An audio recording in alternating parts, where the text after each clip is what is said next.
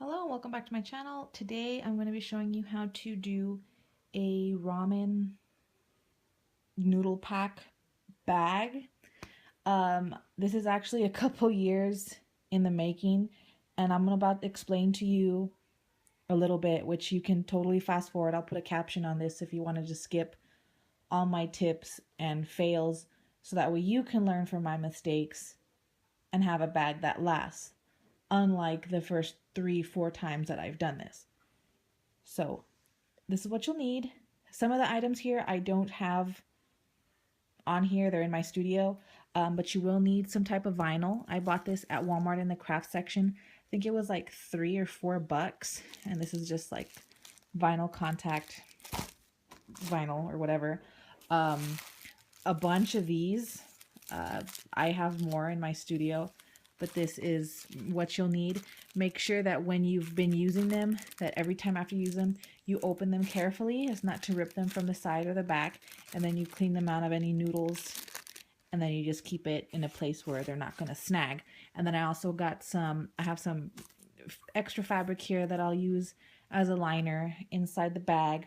Plus, you're going to need an iron, and I'll have a list of this, but an iron, wax paper, sewing machine so you can sew the lining of the bag, and well, I'll have it all listed, but let me go ahead and explain to you a couple of things that I learned not to do when making these bags.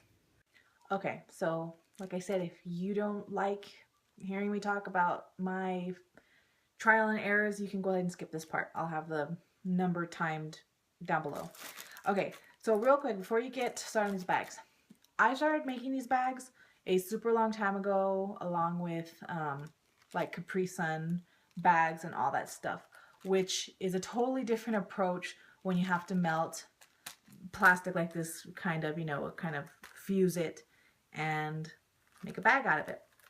So there are some tutorials that I've seen online, where they actually sew through the plastic. Well, they melt it first with the wax paper and your iron, and then they melt it so that way it's kind of like a vinyl-y fabric. It's easier to work with.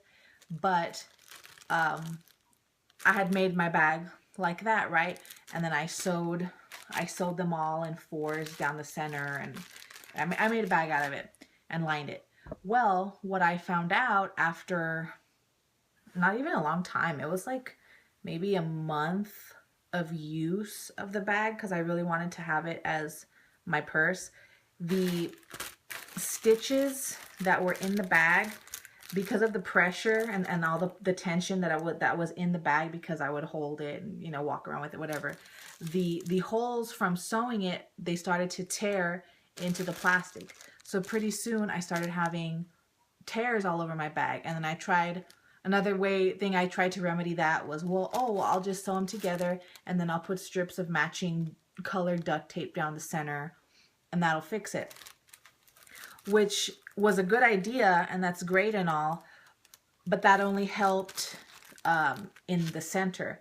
In the corners where the bag was sewn, they would start ripping, and the bottom too, and I couldn't just duct tape and duct tape and duct tape. Eventually my bag was going to be a duct tape bag and not a plastic bag.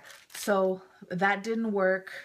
I also tried doing it in reverse, where I would duct tape them down all over and then sew it. But then of course your needle gets all sticky from the duct tape, and then you can't sew it anymore. It just messes up your machine. So those are some of the problems I ran into when making this bag. So basically what you're going to have to just end up doing is you do the same thing. You fuse the bags with the wax paper, which I will show you in a moment. And then you have to end up just using vinyl on the outside to keep it protected from ripping. And then that'll make your bag last, much, much, much longer. And then, you can wear your bag out, which when I would go with my bag, I had crazy responses. People were like, what the hell, is that made of ramen bags? And I was like, well, yes, it is. But, it didn't last. But this time it'll last. And I hope you stay tuned. I've been babbling on for way too long now. Let's get started. Alright, so what we're going to do first is you get a piece of wax paper. You get it in the section at the grocery store where they have all the saran wrap and aluminum foil. Just take a piece and then kind of place your noodle bags how you want them. And I have my iron on the nylon setting, and then you're just going to lightly go over it. Here, let me do this real quick because I can't hold the camera and do it at the same time. Okay, so basically I went over it. Don't hold it over for too long because you can burn through the wax paper and then you'll burn through your bag. So just kind of go over it like that, and at that quick of a motion. Just, if it's not melted the first time, just go over real quick. Eventually you'll see it kind of fuse on itself, so you can just peel away the wax paper.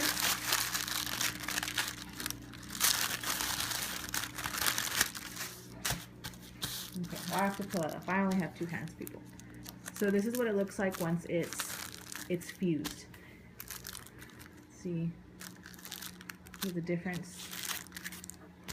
Now this is all flat and it's not all, you know, bubbly.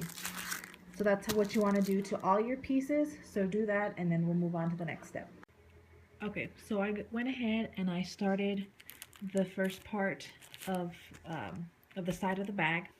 I'm going to do 4 by 4, but you can do it however big you want, and the size of the sides, you know, however big you make this will determine the pattern piece for you to transfer to your vinyl. So do this first, and then once you figure out, okay, this is how big I want my bag, then you can use it as a pattern piece to cut out the sides for your vinyl, and then also you can determine how wide you want your bag. If you want a skinny side or if you want a really wide side, then you can do it like that. So how I did this, and you can do this with Scotch tape too. I just didn't want to see the Scotch tape up here. I used double stick tape, which I bought at Joann's. I didn't buy the fashion brand kind because that is super expensive. I think this was from Dritz, and it was really cheap. It was like $2 or something like that. So I used double stick tape, and then I put it down the side of one bag, and then I brought the other one over, and I pasted it down just to keep it in place, kind of like I'm pinning it, but you don't pin plastic. And then the other thing I did once I had my walls together, well, every time you put a section together, put some duct tape in the back to hold it down, prevent any plastic parts from being up and snagging or rubbing until it starts to rip. So just put that, and as you can see, I put duct tape here. So this side is done, and I'm going to go ahead and do the other side, and then we can start cutting out the vinyl and these sides as well. Here's another part of the bag. I'm just going to talk real quick about the structure of it. When I opened my bag for the contact vinyl, it came with this lovely piece of cardboard. Now, I'm not going to use it, but if you don't have what I have here, which is what I'm going to use for the bottom of my bag for stability and you know, just the structure of the bottom, this is a very heavyweight interfacing. I got this at Joann's, so I'm going to be using this because I don't want to have to worry about my bottom of the bag curling up in case I set my bag, you know, on something wet. But this is also a great alternative. You're more than welcome to do that. You know, maybe you want to just cover the bottom in between a layer of vinyl too, just to protect this in case any water gets in between your stitches on the vinyl. But this is what I'm going to use for the bottom. This is the vinyl you know, out of the package. You know, it's kind of thin, but it'll work. You can also buy these by the yard at any thickness that you want. This is just what I saw. It was in my budget, and it should work just fine as well. Okay, so I went ahead and I already placed, I have these prepared, the sides of the bag. I have the sides, my 2 sides with the vinyl, and then I also cut out the exact same size. And I had the yellow, but you know what? I found some red, and of course I think that works so much better. So I'm going to end up doing a red lining in the bag, and I already have the pieces prepared with um, with some allowance. I did on the red. I didn't do that on this, and I'll show you how I'm going to sew it, but I just ended up putting some allowance for the fabric part just in case for the bag. So I'm going to go ahead and start sewing the outside shell of the bag first, and then we will work our way in. Okay, so just some tips real quick when you're sewing plastic, vinyl, even leather. Any fabric that's not going to bounce back and recover after having a hole punctured, you're going to want to use bobby pins, or in this, you know, in my opinion, I think hair accessories work really great as like a pin substitute. Even paper clips work great. I just think they put a little bit too much pressure, but I couldn't find my bobby pins. I don't know where the hell they went. So, you know, I just use some clips just to put them, hold the side in place. So here I'm going to sew the first side of the bag to the front side, and I'm not sewing it from the wrong side and then flipping it out. I'm going to make one of those type of tote bags where the edges are visible.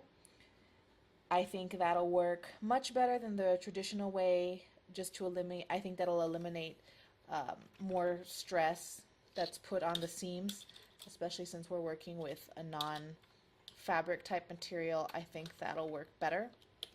So, and then on my machine, I'm going to do straight stitch, and then I'm going to do a size 10, which is pretty big. I'd say it's like medium size, because this way over here on my machine, a 6 is like the biggest, and then over here you're starting to get real small, tiny, tiny, tiny, and then it's like embroidery stitches up here.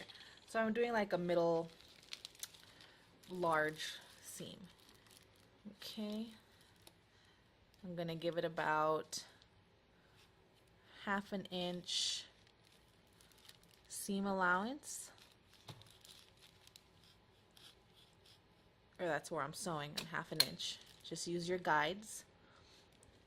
Let me start this up.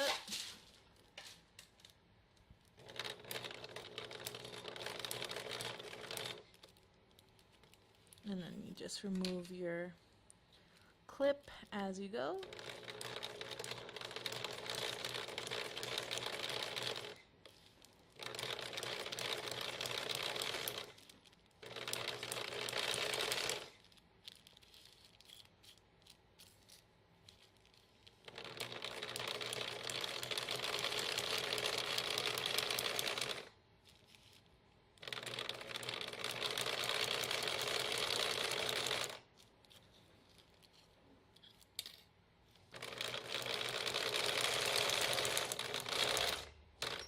Okay, so just do that for all the sides, and then do the same thing. Start constructing your bag the same with the lining, and then we'll move on to the next step after that. Okay, and here I'm just gonna do the bottom. I already did one side, and again, I'm not flipping anything inside out. All the seams are going to be exposed. Same thing with the bottom. So you just kind of put it on there and you start. The corners might be a little bit confusing, so hold on, let me hold this. So what you're going to do is just put it, you know, line it up with the sides, and you're going to want to like squish it down, and then sew. And then the same thing here, you'll match up the corners, and then you'll kind of squish it down on the side, and then you'll sew. And then eventually you'll get the whole thing perfect, and then start working on your lining.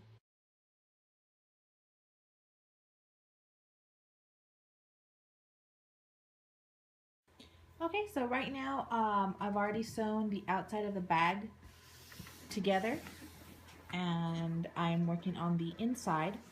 I do remember I told you I was using a heavy duty interfacing, but it is fusible on one side, which is why I prefer to do it, because it just makes my life a little bit easier and it's nice and smooth.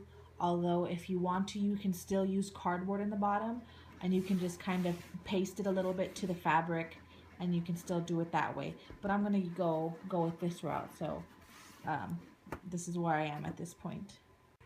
Okay, so I have the outside done as well as my lining, and I did attach, see the hard parts down there, and you're simply going to just,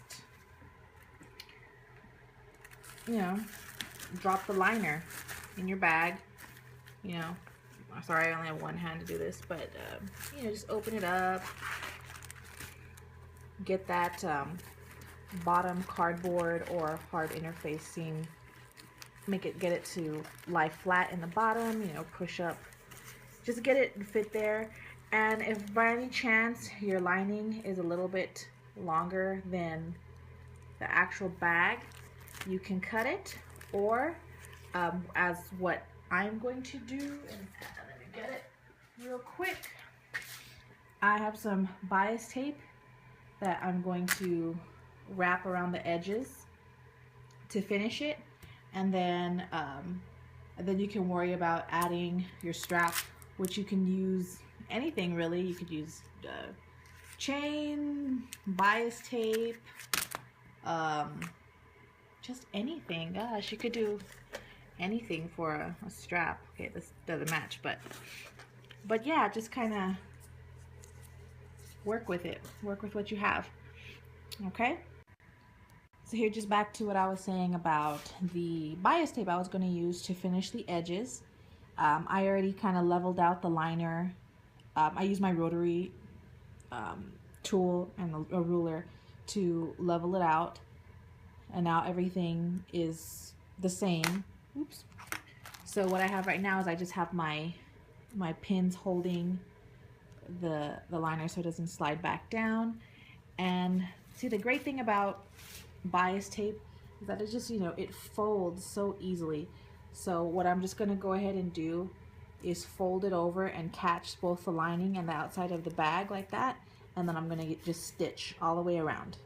So that's how I'm going to do this bag, and then I'll show you what it looks like when it's done. Okay, so I already put in the bias tape around my bag, as you can see here. And right now I'm just putting in the little magnetic clasps, and I'm doing it very carefully, not ripping holes into the bag too badly. And I'm using my my seam ripper. Oops. And then there it is right there. What I do plan to do after I have them in is maybe carefully hot glue something over this, like a gem or something. I have a ton of stuff, but just to cover it so it looks a little bit nicer. And then I'm going to add the straps, and then I think I'll be done. I don't think I'm going to add anything else to it. Another option you can do, if you want more things to work with your bag, if you don't want it just as a straight tote, before you put the lining together, you can sew in pockets inside, and then, you know, put the whole lining together and then drop it in.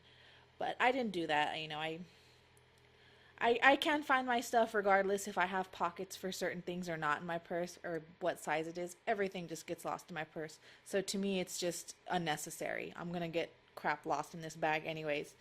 So I'm going to continue doing that, and then I will show you what it looks like when it's done.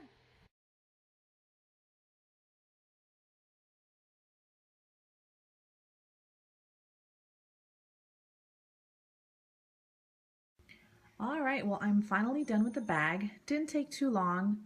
It's a pretty quick project.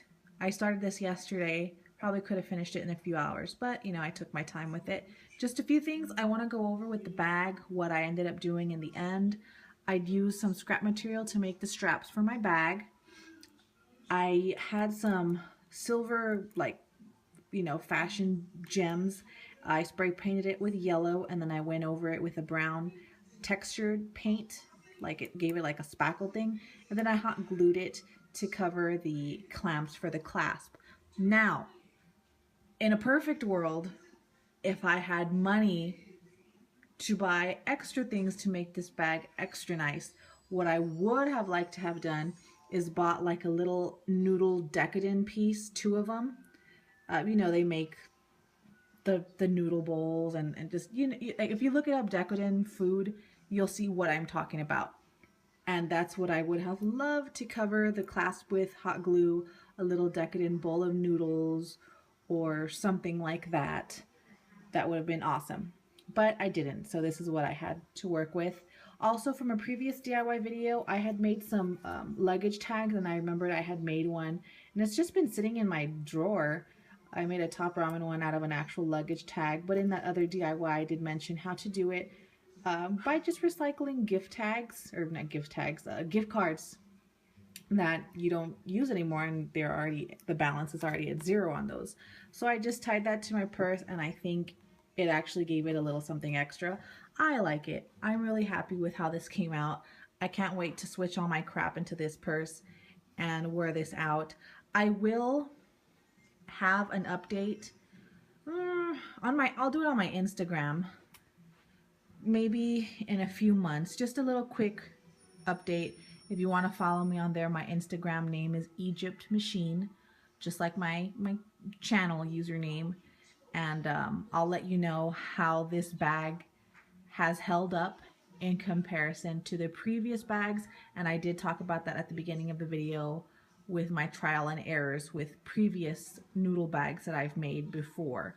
So I'll let everyone know how this bag holds up. And thank you so much for staying through this whole tutorial. Hope you make one. That would be awesome. All right, have a great day, guys. Bye.